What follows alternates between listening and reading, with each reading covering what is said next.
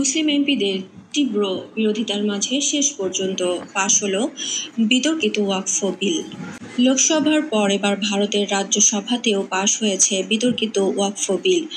দীর্ঘ 12 ঘণ্টার বিতর্কের পর বৃহস্পতিবার গভীর রাতে পাশ হয় বিলটি। বিরোধী আর মুসলিম এমপিদের তুমুল বিরোধিতার মাঝে 282 ভোটে নিম্নকক্ষে একটি পাশ হয়। বিলটির বিরুদ্ধে ভোট পড়ে 232টি।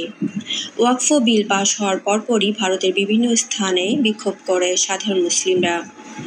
নতুন বিলে মুসলিমদের ওয়াকফ সম্পত্তি পরিচালনার অধিকার পাবেন জেলা প্রশাসক কিংবা সমমর্যাদার কেউ।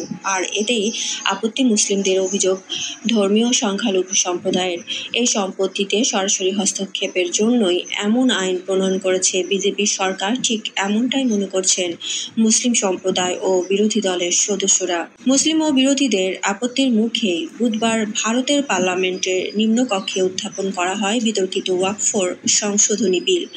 12 ঘণ্টারও বেশি সময় ধরে বিতর্ক চলে বিলটি নিয়ে। বিতর্কের পর অবশেষে 283 সদস্যের ভোটে লোকসভায় পাশ হয় বিলটি। ওয়াকফ বিল পাশ হওয়ার পরপরই ভারতের বিভিন্ন স্থানে বিক্ষোভ করে সাধারণ মুসলিমরা। এ সময় মুসলিমরা অভিযোগ করে মুসলিমদের সম্পত্তি সরাসরি হস্তক্ষেপ করতে চায় বিজেপি সরকার। আইনিভাবে হোক কিংবা জেলে যেতে হোক অথবা সুরে চড়তে হোক, আমরা আমাদের অধিকারের জন্য লড়াই চালিয়েই যাব, এভাবে তাদের মনোভাব প্রকাশ করেন মুসলিমরা। সেখানকার মুসলিম সম্প্রদায় বলেন, এই বিল সহ্য করব না, এটা সংবিধানের মূলনীতির পরিপন্থী। এই আইনের মাধ্যমে মুসলিম সম্প্রদায়ের স্বার্থকে অবমূল্যায়ন করা হবে, যা ধর্মনিরপেক্ষতারও বিরুদ্ধে, একটি মুসলিমের প্রতি অবিচার।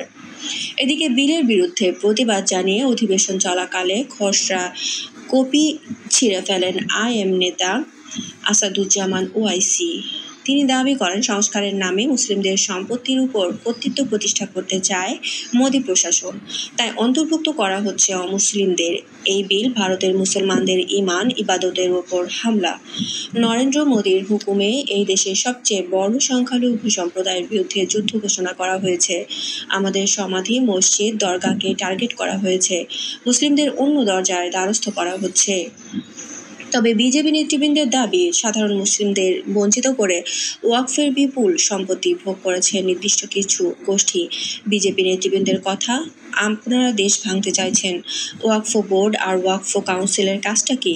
যারা এই সম্পত্তি বিক্রি করে তাদের ধরাই কি শুধু বোর্ডের কাজ? ওয়াকফ থেকে উপার্জিত আয় কমেছে, যেটি আমরা সংখ্যালঘুদের উন্নয়নে ব্যয় করে থাকি।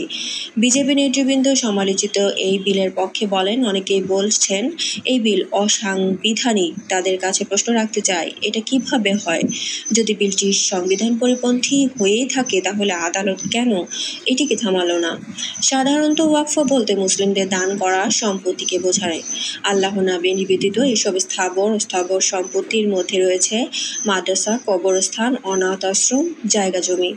নিয়ম অনুযায়ী এ ধরনের সম্পত্তি বেচাকেনা কিংবা অন্য কোনো উদ্দেশ্যে ব্যবহার করা যায় না। পুরনো আইন অনুযায়ী ভারতের মুসলিমদের দান করা এই সম্পত্তির একক মালিক দেশটির ওয়াকফ বোর্ড। কিন্তু নতুন বিলে থাকছে না সে ক্ষমতা।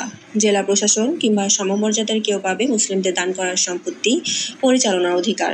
মূলত এই সংশোধনীকে ঘিরেই গেল কয়েকদিন ধরে অস্থির 20 কোটি সংখ্যালঘু মুসলিম জনসংখ্যার দেশ ভারত জুড়ে। ওয়াকফ বোর্ডের অধীনে রয়েছে 9 লাখ একরেরও বেশি জমি। উল্লেখ্য, ওয়াকফ বিল